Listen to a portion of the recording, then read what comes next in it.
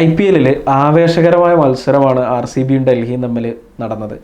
Delhi അജയ്യരായി കുതിക്കുകയാണ്. RCB മറ്റ് ടീമുകളുടെ കോട്ടകൾ തകർക്കാൻ പോകുന്ന തിരക്കിനിടയിൽ അതെ മറ്റ് ടീമുകളുടെ ഒക്കെ കോട്ടകൾ തകർക്കാൻ പോകുന്ന തിരക്കിനിടയിൽ സ്വന്തം കോട്ട സംരക്ഷിക്കാൻ മറന്നു പോവുകയാണ്. ഇത് വലിയ രീതിയിൽ ചർച്ചയാവുന്നുണ്ട്. നമ്മൾ കഴിഞ്ഞ മത്സരത്തിലൊക്കെ RCB കോട്ട പൊളിച്ചു എന്ന് പറയുമ്പോൾ വന്ന കമന്റാണ് ആദ്യം ചിന്നസ്വാമി ഒരു സംരക്ഷിക്കട്ടെ എന്നുള്ള പ്രശ്നം വരുന്നത്. ഇവിടെ ഈ മത്സരത്തിലെ മാൻ ഓഫ് ദി മാച്ച് ആയിട്ടുള്ള KL രാഹുൽ അദ്ദേഹം ഒരു വെടിക്കെട്ട് ബാറ്റിംഗ് പ്രകടനമാണ് അദ്ദേഹം നടത്തിയത്. അതിപ്പോ നമ്മൾ തുടങ്ങിയതിന്റെ ബാക്കി പറഞ്ഞാല് ഈ കോട്ട തകർക്കാൻ വേണ്ടി പോയ സമയത്ത് ആ കോട്ടയിൽ പണ്ടുണ്ടായിരുന്ന പടയാളി ആ കോട്ടയുടെ ഒരു ഉടയോന്ന് തന്നെ പറയാം, അയാൾ അതിനാണ് തകർത്തത്. അതെ, അത് മാത്രമല്ല അത് തകർക്കുകയും ചെയ്യുന്നുണ്ട്. വട്ടത്തിലൊരു വട്ടം വരച്ച് ഇതാണ് എന്റെ ടെറിട്ടറി എന്ന്, അല്ലെങ്കിൽ ദിസ് ഈസ് മൈ ഹോം, ഇതാണ് എന്റെ ടെറിട്ടറി എന്ന് അദ്ദേഹം ഞാനാണെന്ന് പറയുന്നത്.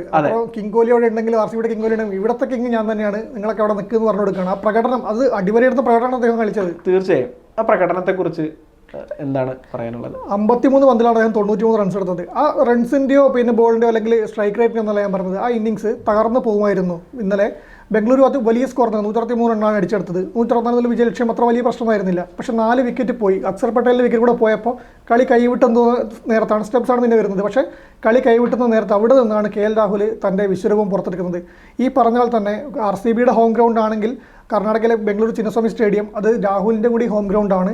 രാഹുൽ കളിച്ച് നടന്ന കളി പഠിച്ച മണ്ണാണത്. അത് അദ്ദേഹം കളി ശേഷം അവസാനം ആ ഒരു വട്ടൗട്ട് കാണിച്ചിട്ട് ആ പറഞ്ഞ ഒരു വികാരം അത് തന്നെയാണ്. ഈ ബംഗളൂരിൽ കളിച്ച താരമാണ്, ബംഗളൂരിൽ നിന്ന് പിന്നെ മറ്റു ടീമുകളിലേക്ക് പോയ താരമാണ്. ഇപ്പോൾ 5ാമത്തെ ടീമിൽ അദ്ദേഹം കളിക്കുന്നത്. ബംഗളൂരിൽ തുടങ്ങിയ താരമാണ്, ബംഗളൂരിലേക്ക് വീണ്ടും വന്ന് കളിച്ച താരമാണ്. പക്ഷെ ബംഗളൂരു നിലനിർത്താതെ പോയിരുന്ന താരം കൂടിയാണ്. അപ്പം ഇവിടെ ഞാൻ തന്നെയാണ് കിങ്.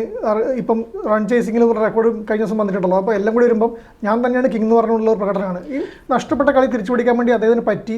ഒരു കാലത്ത് KL രാഹുൽ പിന്നെ സ്വന്തം വ്യക്തി പ്രകടനത്തിന് വേണ്ടി മാത്രം കളിക്കുന്നു എന്ന് പറഞ്ഞ് കഴിഞ്ഞ സീസണിൽ ഒരു നായകനായിരുന്ന സ്ഥാനത്ത് ടീം ഉടമയുടെ പരസ്യമായിട്ടുള്ളൊരു പിന്നെ ചീത്തൊക്കെ കേൾക്കേണ്ടി നിർത്താനും അദ്ദേഹം തിരിച്ചറിവ് കൂടിയാണ്. അതെ, തീർച്ചയായും ഇതായിരുന്നു ഞാൻ പറയാ നിന്നത്. അദ്ദേഹം കഴിഞ്ഞ ഒരു സീസണിൽ ഒരു ടീം ഉടമ വന്ന് ശകാരിക്കുന്ന തരത്തിൽ അതൊരു ഹ്യൂമിലിയേഷൻ തന്നെയാണ് ഒരു ക്രിക്കറ്റ് താരത്തെ സംബന്ധിച്ച്. അത് മാധ്യമങ്ങളെല്ലാം എടുത്ത് വാർത്തയാക്കുന്നത്, അത് എല്ലായിടത്തും ഷെയർ ചെയ്യപ്പെടുന്നത്.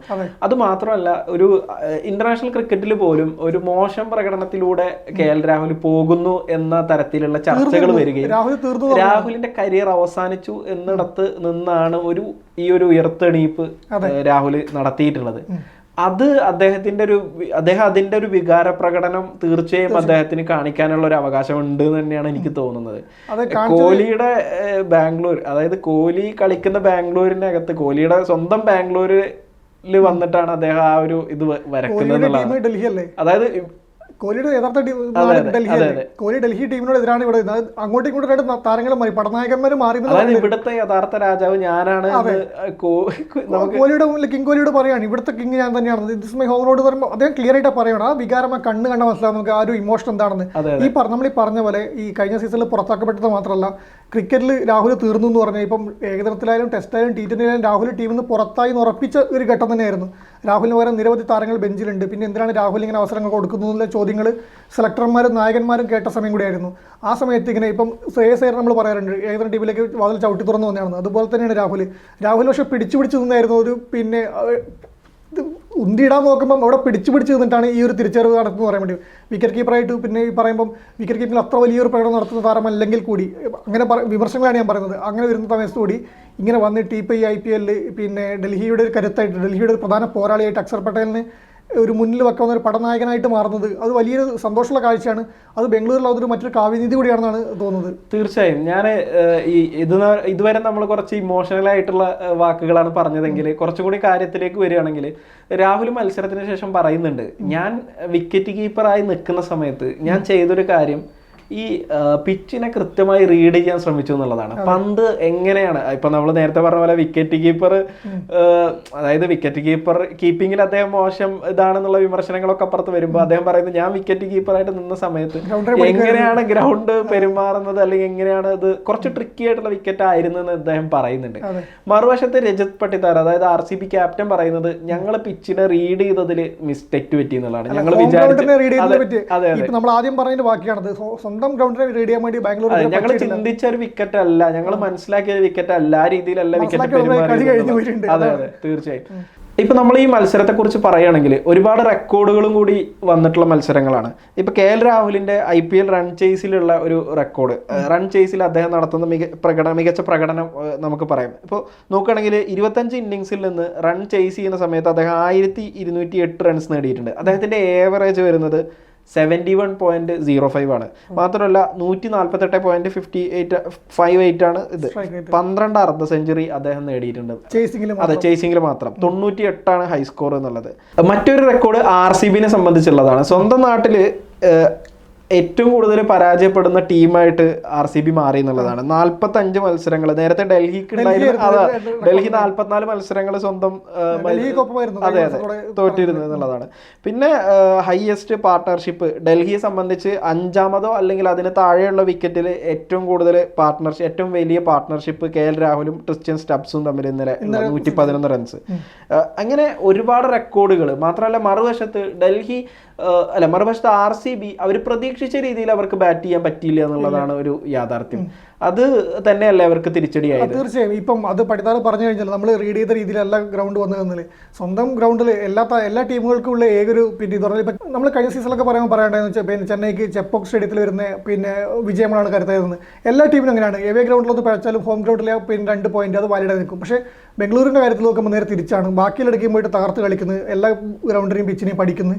സ്വന്തം പിച്ചിൽ എങ്ങനെയാണ് കളിക്കേണ്ടത് ഇതുവരെ അതിൻ്റെ ഒരു കളി റീഡ് ചെയ്യാൻ വേണ്ടി പറ്റിയിട്ടില്ല. പഠിതാറിനെ സംബന്ധിച്ച് കഴിഞ്ഞു. ഇന്നലെ ഇപ്പോൾ പറ്റിയത് തന്നെയാണ്. വിക്കറ്റുകൾ വരുന്നത് നമ്മുടെ പിന്നെ ഡൽഹി താരങ്ങൾ നന്നായിട്ട് പന്തെറിയുന്നു.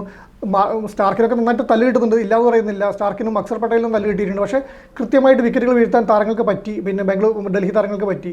അതിൽ കോഹ്ലിയുടെ വിക്കറ്റ് എടുത്ത വിപിൻ രാജിൻ്റെ ഒക്കെ പ്രകടനം പറയുമ്പോൾ ഒരു പുതിയൊരു പിന്നെ ഒരു ഓൾറൗണ്ടറാണ്. ഓൾറൗണ്ടറാണ് അദ്ദേഹം. പിന്നെ UP T20 ലീഗിലൂടെ ഉയർന്ന താരമാണ്. അവിടെ 11 മത്സരങ്ങളിൽ നിന്ന് 20 വിക്കറ്റ് സംതിങ് എടുത്തിട്ടുമാണ് അദ്ദേഹം വരവെന്നെ അറിയിച്ചത്. ഈ പ്രാവശ്യം ലക്നൌവിൻ്റെ മത്സരത്തിൽ 15 ബോളായിട്ട് 39 റണ്ണർ അടിച്ചിട്ടുണ്ടായിരുന്നു. പിന്നെ ഒരു വെടിക്കെട്ട് ബാറ്റിംഗും കൂടിയാണെന്ന് തെളിയിച്ചതാണ്. ഒരു പുതിയ കണ്ടെത്തലാണ് ഈ സീസണിൽ വരുന്നത്. അപ്പോൾ അങ്ങനെ ഒരുപാട് താരങ്ങളായിട്ട്, അല്ലെങ്കിൽ ഡൽഹി നമുക്കറിയാം കുറച്ച് യുവ താരങ്ങളുടെ ടീമാണ്. പക്ഷേ വലിയ താരങ്ങളൊന്നും എവിടെ എത്താണ്ട് പോകുന്ന ടീമായിരുന്നു ഡൽഹി. അത് അക്സർ പട്ടേൽ എന്നൊരു പുതിയ നായകൻ വന്നപ്പോൾ ഈ സംശയമായിരുന്നു. ഡൽഹി ഇപ്രാവശ്യവും അങ്ങനെ തന്നെ ആയിരിക്കും കരുതി. പക്ഷേ 4 മത്സരങ്ങൾ ഇപ്പം ജയിച്ചിട്ട് പിന്നെ ടോപ്പ് പോയിന്റിൽ മുന്നിൽ തന്നെ നിൽക്കുമ്പോൾ അതിൻ്റെ മാറ്റം വലിയൊരു മാറ്റമാണ്. അതിൽ രാഹുലിനെ പോലെ താരം ഇപ്പോൾ അവിടെ ഉണ്ട്. അക്സർ പട്ടേലിന് ഒന്നിച്ച് തോളോട് പോരാടാനുണ്ടെന്നുള്ള മറ്റൊരു ഘടകമായിട്ട് നിൽക്കുന്നുമുണ്ട്. തീർച്ചയായും. ഇപ്പം നമ്മൾ RCBയുടെ ബാറ്റിംഗ് നോക്കുകയാണെങ്കിൽ ഫിൽ സാൾട്ടും അതുപോലെ തന്നെ കോഹ്ലിയും കൂടി ഒരു മികച്ച ഭേദപ്പെട്ട ഒരു തുടക്കം തന്നെയാണ് നൽകുന്നത്. 17 പന്തിൽ 37 റൺസാണ് ഫിൽ സാൾട്ട് എടുക്കുന്നത്. 60 റൺസാണ് ഒരു വിക്കറ്റ് പോകുന്നത്. അതെ. അത് കഴിഞ്ഞ് പടിക്കൽ പെട്ടെന്ന് ഔട്ടാവുന്നുണ്ടെന്നാണ്. ഔട്ടാവുന്നത് മാത്രമല്ല, അത് 8 ബോൾ മിസ്സാക്കിയിട്ടാണ് 1 റൺസ് എടുത്തിട്ടാണ് ഔട്ടാവുന്നത് എന്നുള്ളതാണ്. ഇപ്പൊ രജത് പട്ടിദാറിന്റെ ഇന്നിങ്സ് നോക്കുകയാണെങ്കിൽ 23 പന്തിൽ 25. അദ്ദേഹം നമുക്കറിയാം, അദ്ദേഹം പതുക്കെയൊക്കെ തുടങ്ങിയിട്ട് പിന്നീട് ഇതാക്കുന്ന താരമാണ്.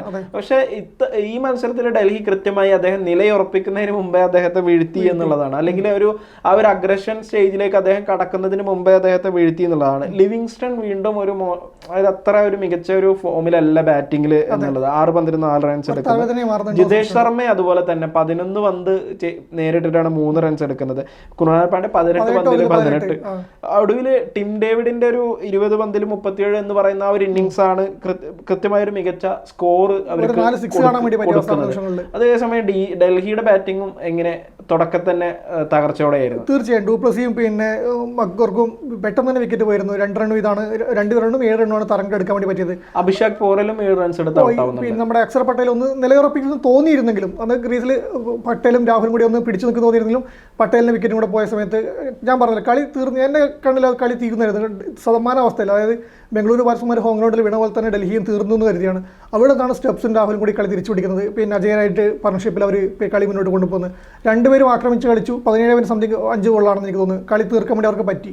വലിയൊരു ടോട്ടലൊന്നുമല്ല, 163 വലിയൊരു ടോട്ടലായിട്ടൊന്നും ടോട്ടലാണെങ്കിൽ കൂടി ഈ സീസണിൽ അങ്ങനെ കാണേണ്ടതില്ല. പക്ഷെ അത് കൃത്യമായിട്ട് ഈ പറഞ്ഞ പോലെ പിന്നെ അത് മെല്ലെ പോയാലും ജയിക്കാമായിരുന്നു.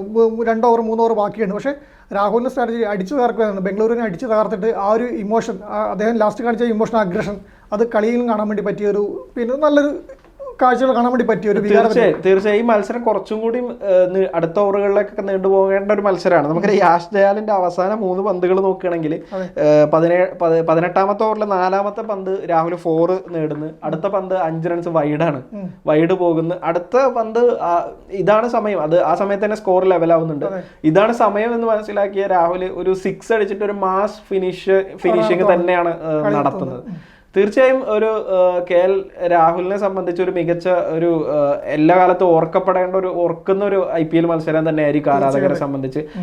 അവർ അജയരായി തുടരുകയാണ്. നമുക്കറിയാം ഡൽഹി IPL അങ്ങനെ വലിയ നേട്ടങ്ങളൊന്നും അവകാശപ്പെടാനില്ലാത്ത ഒരു ടീമാണ്. അപ്പൊ അതെ, ബംഗളൂരിന്റെ കാര്യം നമുക്കറിയാം, പക്ഷെ ഫൈനലിലൊക്കെ എത്തിയിട്ടുണ്ടെങ്കിലും അതായത് കപ്പില്ല. ഒരു ഡൽഹി പല സമയത്തും അത്ര ആരാധകരുള്ള ഒരു ടീമും അല്ല, പക്ഷെ യുവതാരങ്ങളെ കൊണ്ടുവന്നിട്ട് ഒരു ആവറേജ് നടത്തുന്ന ടീം മാത്രമായിരുന്നു. അതെ, തീർച്ചയായും. എന്തായാലും ഡൽഹിയുടെ ഒരു മികച്ച തുടക്കം കിട്ടിയിട്ടുണ്ട്. മുമ്പും അവർക്ക് മികച്ച തുടക്കമൊക്കെ കിട്ടിയിട്ടുണ്ടെങ്കിലും ഒരു വിചാരിച്ച പോലെ ആകാത്തൊരു സാഹചര്യമുണ്ട്. ഈ സീസണിലെങ്കിലും ആ ഒരു മികച്ച പ്രകടനം അവർക്ക് തുടരാൻ കഴിയുമോ എന്ന കാര്യം നമ്മൾ കണ്ടറിയേണ്ടത് തന്നെയാണ്. അതെ, അങ്ങനെ കഴിയട്ടെ. RCBയെ സംബന്ധിച്ചും വളരെ പ്രധാനപ്പെട്ട ഒരു സീസണാണ്. അവർക്കും തിരിച്ചു വരേണ്ടത് ഉണ്ട്. ഈ ഒരു മത്സരം നമുക്കറിയാം, എല്ലാവരും ഇപ്പൊ RCBയുടെ മുൻകാല പ്രകടനമൊക്കെ നോക്കുന്ന സമയത്ത്, സീസണിലെ മുമ്പത്തെ പ്രകടനമൊക്കെ നോക്കുന്ന സമയത്ത് ഡൽഹിക്കെതിരെയുള്ള മത്സരം വരട്ടെ എന്നാണ് പലരും പറഞ്ഞിരുന്നത്. എന്തായാലും ഡൽഹിക്കെതിരെയുള്ള മത്സരം കഴിഞ്ഞു. ഇനി ഇതിൽ നിന്ന് RCBക്ക് കരകയറേണ്ടതുണ്ട്. രജത് പട്ടിദാർ അങ്ങനെ ഒരു മോശം ക്യാപ്റ്റൻ അല്ല, അദ്ദേഹത്തിന് തിരിച്ചു വരണം. ഡൽഹിയും കൂടുതൽ മികച്ച പ്രകടനങ്ങൾ നടത്തും എന്ന് നമുക്ക് പ്രതീക്ഷിക്കാം. 2 ടീമിനും പിന്നെ നന്നായി കളിക്കുന്നവർ ജയിക്കട്ടെ മാത്രമേ പറയാൻ വേണ്ടി പറ്റൂ. അതെ.